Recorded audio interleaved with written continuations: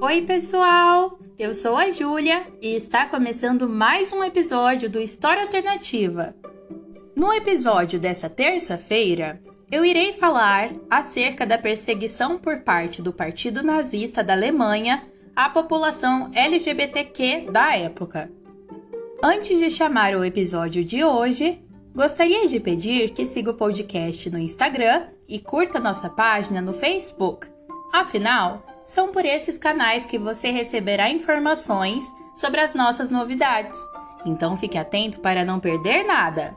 Também não se esqueça de avaliar o podcast com as 5 estrelas se estiver nos ouvindo pelo Spotify. E se você quiser sugerir o tema dos episódios futuros, envie um e-mail para historiaalternativa.podcast@gmail.com. Dados os recados, vamos para o episódio? Continua comigo depois da vinheta!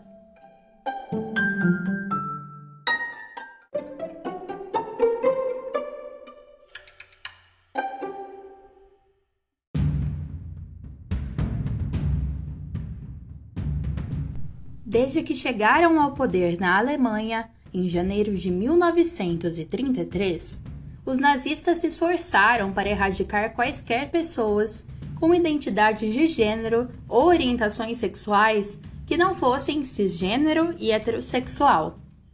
Os espaços frequentados pela população LGBTQ foram recorrentemente depredados, fechados e até mesmo banidos. Foi o que aconteceu com danceterias, clubes, institutos sociais, jornais, editoras e museus. Negócios e demais empreendimentos privados geridos por pessoas LGBTQs também foram afetados, assim como suas organizações e associações, que foram dissolvidas e seus membros empurrados à clandestinidade. A prisão do jovem de origem holandesa Marinus van der Lubbe, em fevereiro de 1933, é reveladora do ódio dos nazistas contra pessoas LGBTQs. Ele foi preso em flagrante, acusado de ter incendiado o Reichstag. Rapidamente, a sua suposta homossexualidade e ideologia comunista foram exploradas por políticos conservadores, pela imprensa alemã da ultradireita, por fascistas ou simpatizantes do Partido Nazista, entre outros. Marinus e outros 4 indivíduos foram a julgamento. Porém, somente ele foi condenado à morte por alta traição.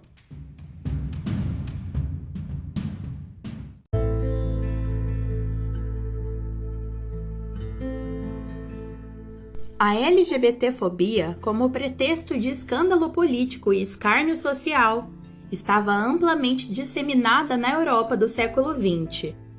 Na Itália fascista, em 1938, os LGBTQs, alguns exilados da Alemanha e da Áustria, foram aprisionados em uma ilha no Mar Adriático, na prisão de Zoltramite.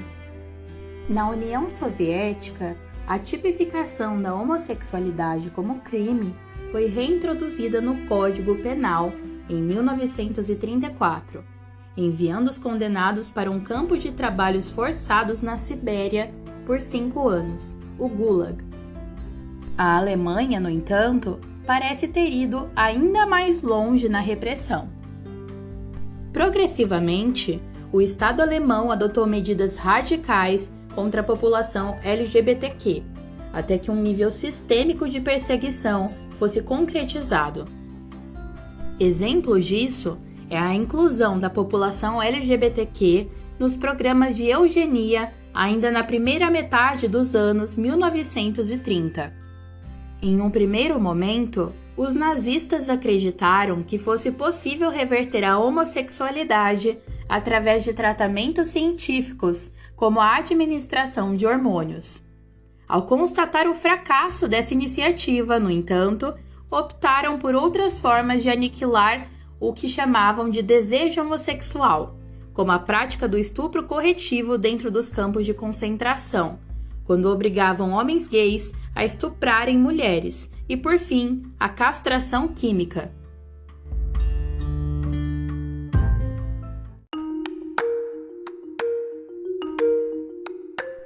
Em outubro de 1934, a Gestapo criou uma seção própria para se encarregar somente da chamada questão homossexual. Heinrich Himmler, ideólogo da LGBTfobia do Terceiro Reich, inflou os membros da SS e, posteriormente, toda a sociedade através de uma retórica violenta contrária aos LGBTQs. Himmler caracterizava-os como covardes, mentirosos, pervertidos, degenerados, corruptos morais e raciais do povo ariano. Em outubro de 1936, sob o seu comando, o Escritório Central do Reich para o Combate à Homossexualidade e ao Aborto foi criado com o intuito de rastrear e controlar os suspeitos e condenados por homossexualidade a partir de dados obtidos dos seus respectivos parceiros sexuais. A máquina estatal voltou-se contra as pessoas LGBTQs a partir de vários órgãos de repressão e vigilância, como a Kripo, Polícia Criminal, e a própria Gestapo, Polícia Secreta do Estado, que logo se tornaria o símbolo da perseguição à população LGBTQ. A perseguição às mulheres lésbicas também é complexa, mas diferente daquela aplicada aos homens homossexuais. Os nazistas acreditavam que a lesbianidade poderia ser contida ou revertida com a aplicação radical das normas de comportamento sociais que melhor se adequavam ao padrão de exigência da sociedade ariana nazificada. Isso é, a preservação da estrutura social heterossexista e patriarcal ajudaria a promover a estabilidade do regime. O pânico instaurado dentro da comunidade surtiu o efeito esperado. As mulheres lésbicas sentiram-se pressionadas a aderirem padrões de gênero tradicionais, desde as roupas, afastando-se da estética dita masculina, até o casamento heterossexual compulsório. Romperam relações com a comunidade LGBTQ e algumas chegaram a mudar de endereço. As associações de mulheres foram fechadas e banidas, o que impediu contestações do lugar e da ocupação da mulher. Os nazistas moldaram seus espaços de atividade e relações no âmbito público e privado. Aquelas associações que permaneceram abertas estavam voltadas às questões heterossexistas e patriarcais, articuladas, organizadas e lideradas por homens do Terceiro Reich. A preocupação dessas entidades agora era instituir a função que entendiam como correta da mulher na sociedade nazificada: contrair matrimônio, procriar e zelar pela família. É difícil estimar quantas mulheres foram incriminadas como lésbicas pelo Terceiro Reich, quantas de fato responderam processos criminais ou foram enviadas aos campos de concentração sob o argumento da lesbianidade. As documentações sobre elas são escassas, incompletas ou suspeitas. Apesar das discussões sobre incluí-las no Código Penal alemão, a não criminalização oficial da lesbianidade é um dos fatores que atrapalham o mapeamento e a historicização desse passado.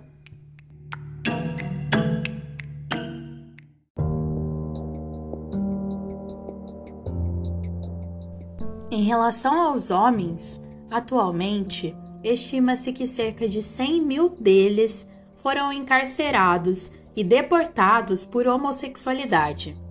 50 mil foram condenados à prisão, dos quais 5 mil e 10 mil foram enviados para campos de concentração.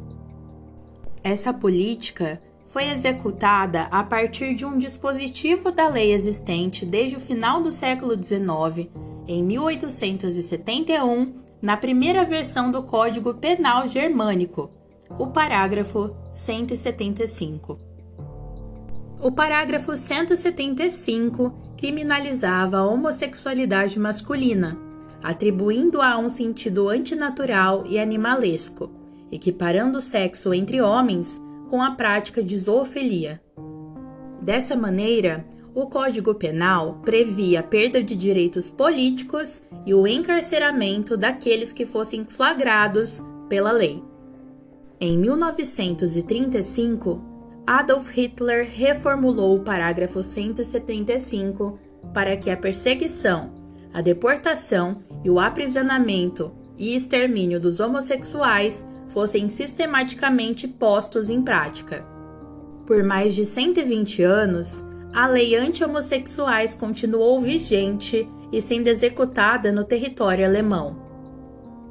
Mesmo no mundo pós-guerra e depois do processo de desnazificação da Europa, a República Federal da Alemanha Ocidental preservou por um período de 20 anos a versão mais rigorosa do parágrafo 175, a mesma reestruturada por Hitler. Do lado oriental da Alemanha, a homossexualidade igualmente permaneceu criminalizada. Somente em 1968 deram fim à lei com a criação de um novo Código Penal.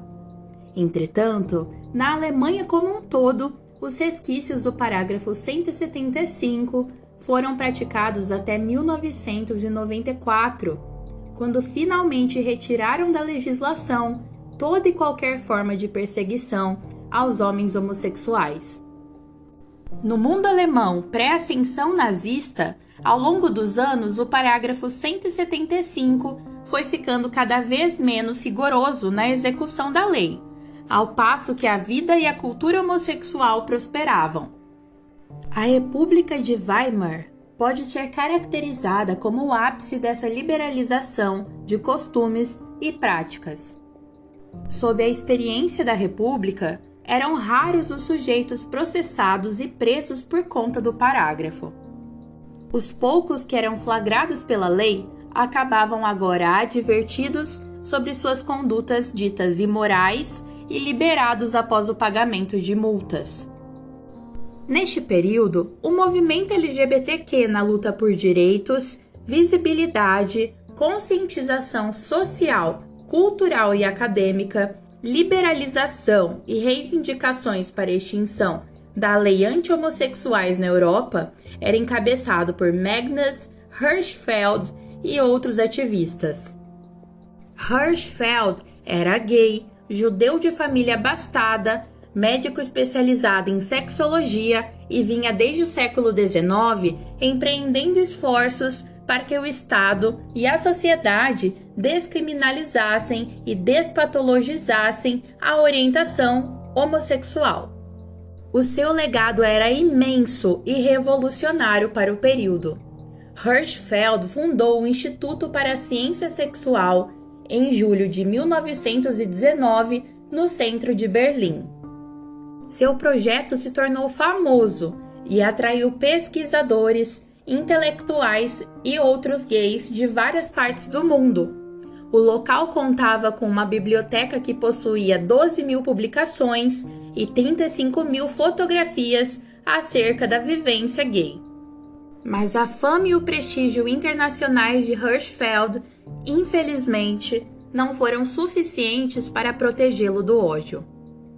Sua instituição foi invadida, destruída e fechada pelos nazistas em maio de 1933. Hirschfeld escapou da prisão e muito provavelmente da morte, pois se encontrava no exterior a trabalho. Após o atentado, ele jamais retornou para a Alemanha. Fixando residência na França, sua nacionalidade alemã foi cassada em 1934 e no ano seguinte veio a óbito em decorrência de um ataque cardíaco. A própria propaganda nazista obliterou a memória do pesquisador da causa gay por muitos anos. Seu resgate só foi possível depois dos eventos de Stonewall, nos Estados Unidos, em 1969. O resultado da política nazista aos LGBTQs na Alemanha e nos países ocupados e anexados por ela, a contar como exemplo a Áustria e a França, foi a instauração de um silêncio de décadas quanto aos abusos e aos crimes cometidos pelos nazistas.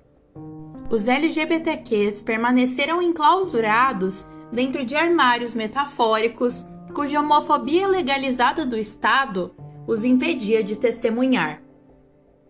Criminalizadas pela lei, mal vistas pela sociedade, essas pessoas durante décadas ficaram coibidas de se organizarem política e socialmente em torno de suas pautas identitárias, o que fez com que elas não reivindicassem reparações oficiais durante muito tempo.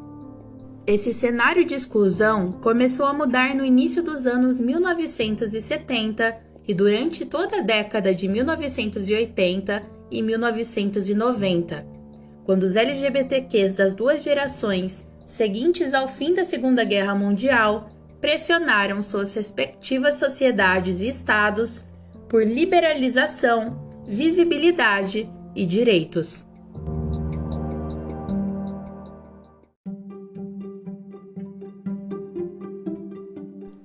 Espero que tenha gostado e conto com você no próximo episódio.